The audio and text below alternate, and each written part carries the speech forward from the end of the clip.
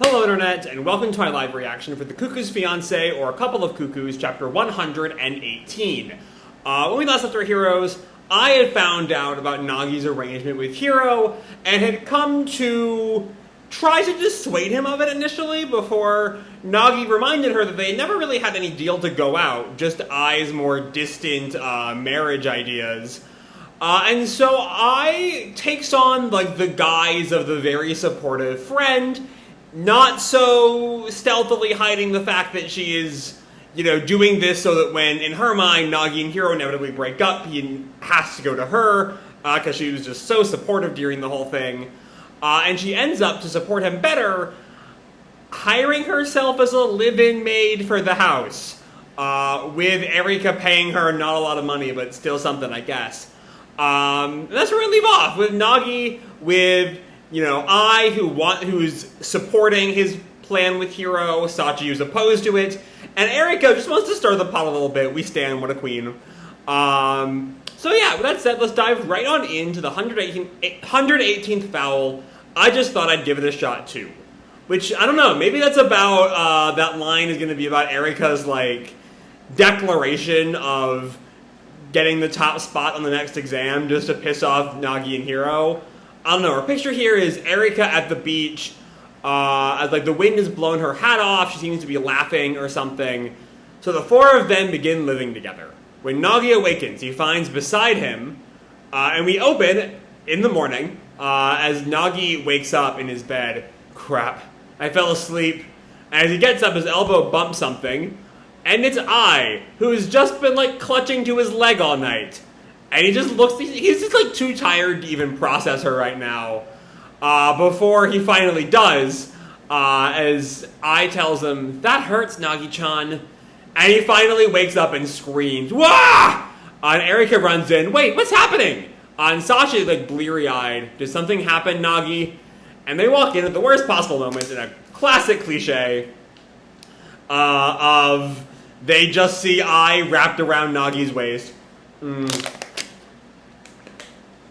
Erika screams, "Eek!" And Sachi just gives him a "You're the worst," as Nagi tries to explain, "No, wait, this is..."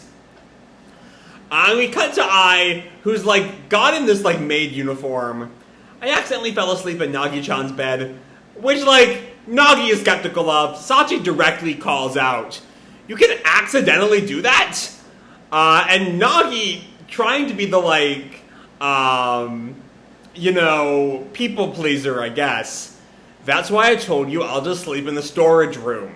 But I gets on to him, "I can't let you do that. Not if it keeps you from focusing on studying." And that's why yesterday I went to Nagi-chan's room to borrow some sheets. And Nagi just sort of points out the question there, why my room? But he just wouldn't let go of them, trying to pull the sheets off of his sleeping body, because Ai is nothing if not weird. As Nagi is just fully passed out there. And so I just got in bed instead. That no longer sounds accidental, Ai. That is bullshit right there. As I think this is Nagi's reaction. "You what?" "With Nagi-chan's smell and his warmth, I fell asleep right away." Yeah, she is so full of shit. She is so full of shit. Which, that's who Ai is at her core. Openly lying to everyone. But Sachi just tells her, "You're not a grade schooler anymore, Ai-chan. You should really be more self-aware about that sort of thing. You never know. On any given night, what's stopping his inner wolf from coming out?" Which is a hell of a thing to say to your brother, Sachi. Just a hell of a thing to say in general. Nagi spits out his coffee. "Even then, I'd still welcome him with open arms." And Erika's just a little not following the metaphor here. "Wait, Nagi was a werewolf all along?" Never change, Erika. Never change. Though that leads to a whole other category of thing. Anyway, Sachi just responds, "Not now, Erika. Anyway." And then Nagi, that's actually Nagi's line. "Anyway," and he turns to them all, "if you could just please not get in the way of my studies." And I gives him this little cheery, "Okay." But we see Sachi and Erika aren't terribly happy with this arrangement. And we cut to Nagi in his room studying, as he thinks, 2 weeks until the exams. I've got my fate at stake here. If I get top marks, I can officially start going out with Seigo-san. In other words, not only is this the moment that we decide who's truly the number one at school, it's also my chance to get her to acknowledge me. I'm still, my general thoughts on this whole concept haven't changed. It's really weird how he's just not really acknowledging any of the Erika relationship stuff from the aftermath of the M1. And also, that line, I can officially start going out with Seigo-san, was not really the impression I had of that scene. More of, we'll have, a trial date or something. Not full-on going out, but, maybe a date. One date. Which is somehow different than the other dates they've had. Again, the setup for this arc is just a little weird. I'm not entirely sure it all, stitches together well, but still, is where we are. And Nagi sort of, seems to, start to drift away. And then suddenly something, comes in front of, a dust or something, and he snaps to attention. Huh? And he looks outside, and we see, I think it's more like smoke or something. Ai is cooking something like a hot pot, I think, right outside his window, which is a little suspicious, given that I really don't think she wants him to win that exam. Maybe this is not I know you'll break up with her eventually and then come to me thing for Ai. It's I'm going to sabotage him for Ai. Anyway, Nagi reacts, what the? And Ai looks up, Nagi-chan? And Nagi, covering his mouth, just looks at her, Ai-chan? Lunch is served.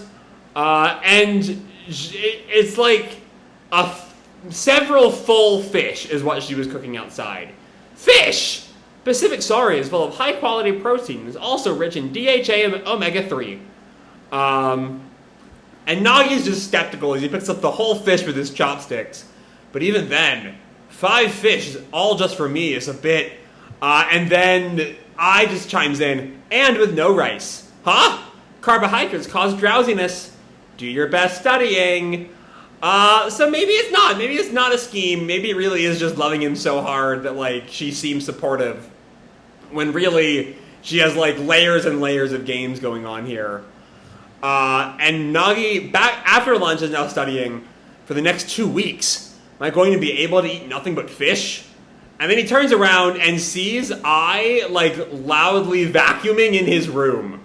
As he yells at her, quiet down! And then she says something over, but can be heard over the vacuum cleaner. A quiet environment begets something mind. That's why I'm cleaning your room for you. And Nagi just yells, wait, I can't hear you. What?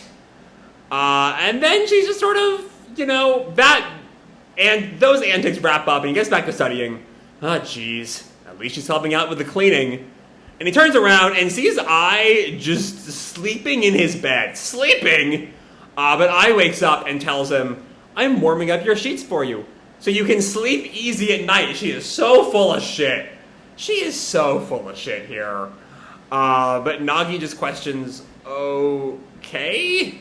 And thinks, I can't focus on studying at all like this. Which, maybe actually is Ai's point. It's a little unclear if that's an intentional thing or if she's just helping too hard or something.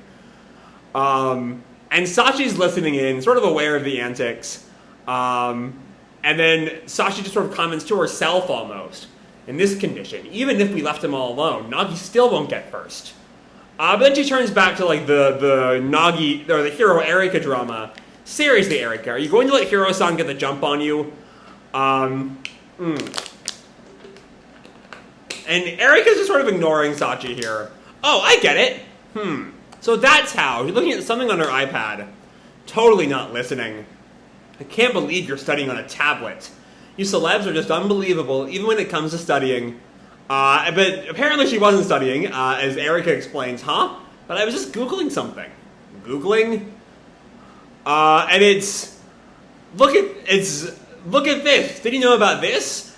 And it's, brain medication. Meds for your brain, Soluvis, Viagra for the brain is how it's actually called. Okay. That is definitely a phrase. That is a collection of words. It's also almost $200. Best value on the market, 18,900 yen with tax. And Sachi's just in disbelief. Erika, but Erika just sort of is still hung up on it. I can't believe that we live in a world where tricks like this exist now. If you know, you win. We live in a society where knowledge is power. Oh, this is for her own, little joke scheme. She's taking this much more seriously than I thought she would.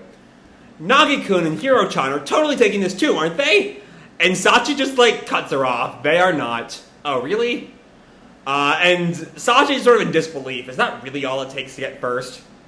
And Erika goes on, well, but I've already got an idea of how I'm going to spend my time studying over the next 2 weeks. I got my battle plans nailed down. She's actually is taking this somewhat seriously, maybe. And that gets Sachi's attention. The problem is getting through it all, I guess. And even then, it's probably still not enough to surpass the two of them. I guess I'll have to cut down on my bath time. And Sachi's taken aback at just how focused Erika seems for the first time in her life. Or focused when it comes to academics for the first time in her life. And Sachi comments, I've never seen you like this before. Why would you say that? That you'd take first place? I think what Sachi is getting at here is that this was her, less blatant way. It's less blatant in opposition as Sachi's and less, fake support as Ai's, but it still is in her own way, her opposition to Nagi and Hiro getting together. If she wins, well, that stops their date plan, and there's still a way for her to slide in, which really, it just really continues to feel like this arc maybe would have worked better pre-M1. After M1 and after the aftermath thereof, it really felt like we were taking a turn for the Nagi Erika. And then to have this whole, their relationship was becoming a little bit clearer, and now that just got tossed out the window, it feels like. It all just feels a little weird. I don't know. But Nagi sort of turns to Sachi, and Sachi just keeps on not even looking at her. And Erika turns to Sachi, that's what I meant. Nagi's outside, and he hears this and thinks, I'm curious too. And Erika thinks for a second, why did I? I guess it seemed kind of fun? That's it? Well, that's part of it. But when I saw Nagi-kun get fired up, I just thought I'd give it a shot too. And we get our money shot here. Up until now, I'd always thought of studying as something I have to do. But thinking about the things that Nagi-kun likes to do, I just wanted to experience it for myself. Which, I can read that much easier if this is a pre-M1 before she's vocalized her attraction to Nagi, or her love for him, as she says, to her father in 110. But there's still just something about, the fact that this is so, I don't know, maybe it still works with with her own self-knowledge of her love, actually. She wants to do this not as some, she understands the reasoning behind it. She understands that it's part of her attraction. She's just not saying that to Sachi, because it's not really any of Sachi's business, I don't know. But Sachi is taken aback at that sort of expression of honesty. And Nagi is as well, hiding in the hallway. Really? And then he sort of, turns and goes back down the stairs. No, these aren't any special feelings.